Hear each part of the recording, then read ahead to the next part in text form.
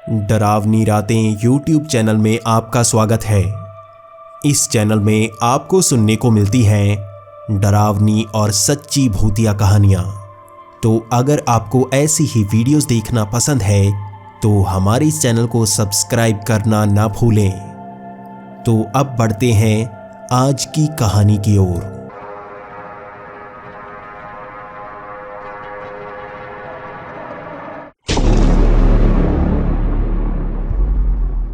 हमारी आज की कहानी हमें भेजी है उत्तर प्रदेश से राहत जी ने। राहत जी, आपका बहुत बहुत धन्यवाद। तो इस कहानी को सुनते हैं राहत जी की ज़ुबानी। हेलो दोस्तों, मेरा नाम राहत है और मैं उत्तर प्रदेश में रहता हूँ। मैं उत्तर प्रदेश के एक छोटे से गांव में रहता हूँ और यहाँ से लगभग 5 किलोमीटर दूर होटल में काम करने के लिए जाता हूँ।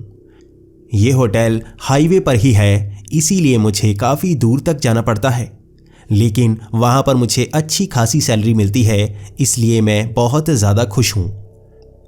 आज मैं आपको अपने साथ घटी 3 साल पुरानी एक घटना के बारे में बताने वाला हूँ। मैं अपने गांव से शहर की तरफ जा रहा था और आज मेरी नाइट ड्यूटी थी।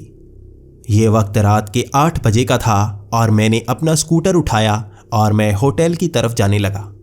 होटल जाने से पहले मुझे एक वीरान सी जगह से गुजरना पड़ता जहाँ पर एक शमशान हुआ करता था। लोग कहते हैं कि शमशान के पास ही जो पीपल का पेड़ है वहाँ पर प्रेत और जिन्न रहा करते हैं। मैं हमेशा वहाँ से गुजरता और इस बात पर कोई यकीन नहीं करता। मुझे लगता कि ये मन घड़ंत बातें हैं और इस पर यकीन नहीं करना चाहिए। लेकिन उस रात कुछ अजीब ही हुआ। पहले तो मैं वहाँ से गुजर रहा था तो मुझे कोई कुत्ता नज़र नहीं आया, लेकिन मैं जैसे ही उस शमशान के आगे से गुजर रहा था तो मुझे जैसे 2 से 3 कुत्तों का झुंड नज़र आया। वो बिल्कुल मेरे सामने ही आ चुके थे और मैं स्कूटर को कंट्रोल नहीं कर पा रहा था। मैंने काफ़ी कोशिश की कि मैं उन कुत्तों को टक्कर ना मारूं, लेकिन वो कुत्ते जैसे भागकर उसी तरफ जा रहे थे जिस तरफ मैं स्कूटर को उनसे बचाने के लिए कर रहा था। स्कूटर की स्पीड 60 पर थी, इसी कारण मैं उसे कंट्रोल नहीं कर पा रहा था और जैसे ही मैंने ब्रेक लगाई तो मेरा स्कूटर जैसे पलटना शुरू हो गया। वो एक तरफ जाकर सीधा उसी पीपल के पेड़ से जा टकराया। ये ज़्यादा तेज़ी से नहीं टकराया था, इसलिए मुझे ज़्यादा चोट नहीं लगी, लेकिन मैं स्कूटर को खड़ा करके दोबारा स्टार्ट करने की कोशिश करता रहा। वो बिल्कुल स्टार्ट नहीं हो पा रहा था। मैं पीछे मुड़कर उन कुत्तों को देख रहा था तो वो कुत्ते जैसे वहाँ से गायब हो गए। वो बड़ी ही तेज़ी से वहाँ से भाग चुके थे और अब वो नज़र नहीं आ रहे थे। मैं अकेला ही उस पेड़ के पास खड़ा था और ये इंतज़ार कर रहा था कि आसपास से कोई गुजरे तो मैं उससे लिफ्ट मांग लूँ, नहीं तो मुझे इस स्कूटर को घसीट कर होटल तक जाना होगा। ये काफ़ी मुश्किल भरा रास्ता होने वाला है, लेकिन तभी मैंने सोचा कि अगर मैं यहाँ स्कूटर को खड़ा कर दूँ और लॉक लगा दूँ और चलकर होटल की तरफ जाऊँ तो रास्ते में मुझे कोई ना कोई ज़रूर मिल जाएगा। मैं उसके साथ होटल में चला जाऊँगा और बाद में अगली सुबह किसी को लाकर इस स्कूटर को भी ले जाऊँगा, वरना इस स्कूटर को साथ ले जाने में मुझे बहुत ज़्यादा मेहनत करनी पड़ेगी। लेकिन मैंने उस स्कूटर को जैसे ही लॉक लगाया तो मैंने सामने पेड़ के पास एक काला सा साया दिखा। वो काला साया बहुत ही अजीब सा था, जैसे उससे काला सा धुआं उड़ रहा था। इतना तो मुझे पता है कि वो कोई इंसान नहीं हो सकता। मैंने ऐसे जिन्नों की कई कहानियां सुनी हैं और मैं उसे देखकर जैसे घबरा रहा था। मुझे एक पल के लिए भी ऐसा नहीं लगा जैसे वो इंसान हो। वो कोई जिन्न ही हो सकता है।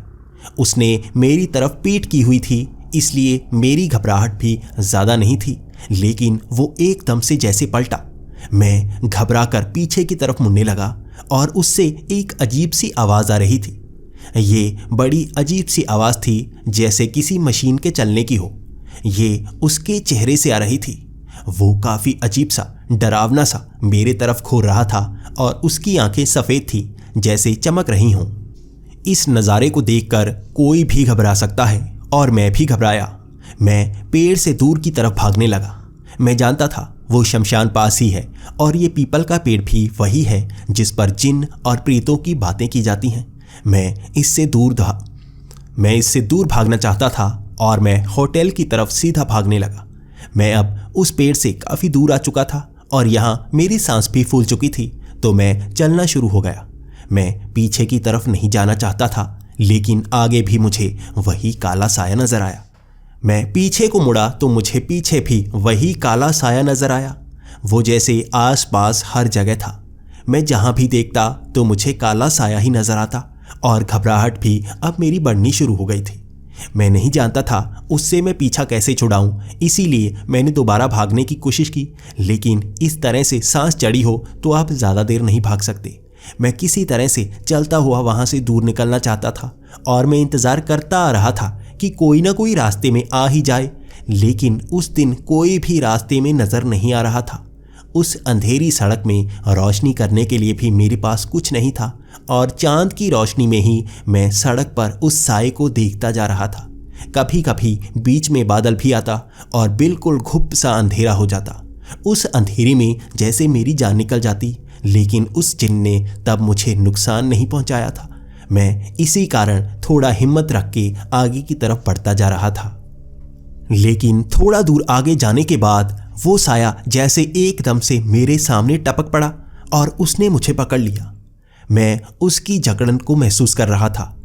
पहली बार मैंने उस साए को इतना करीब से देखा था। उसकी सफ़ेद आंखें चमक रही थी और मुझे घूर रही थी। उसने 2 हाथों से मुझे कंधों से पकड़ रखा था और जैसे मेरी बाजू की ताकत बिल्कुल खत्म हो चुकी थी।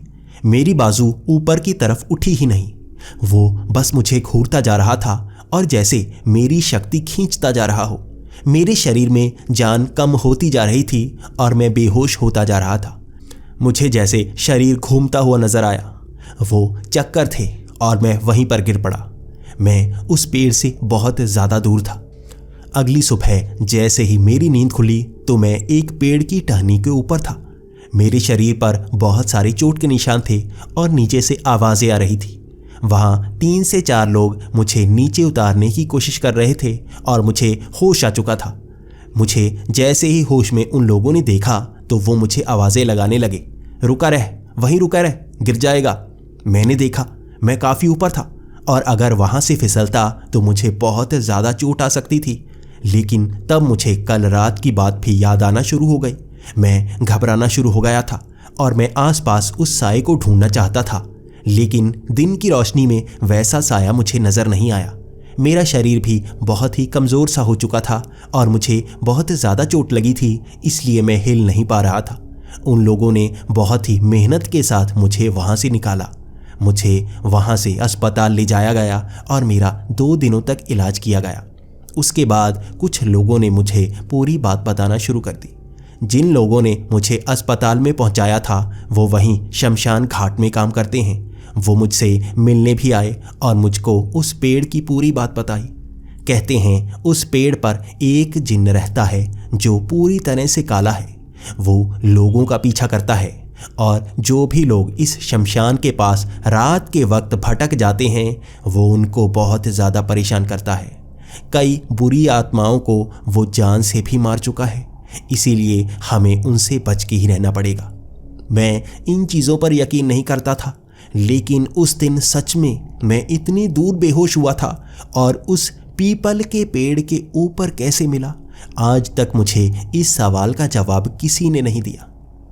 लेकिन मैं जिन्न की शक्ति को पहचान गया और दोबारा मैं उस रास्ते पर रात को जाने को कभी हाँ नहीं करता। मैं होटल में भी कह चुका था कि मैं रात की ड्यूटी कभी नहीं करूँगा और दिन के वक्त जाकर मैं रात को वापस घर आ जाता। अब भी मैं ऐसा ही करता हूँ, लेकिन अब भी उस पेड़ के आगे से गुजरने में मेरी सांस फूल जाती है।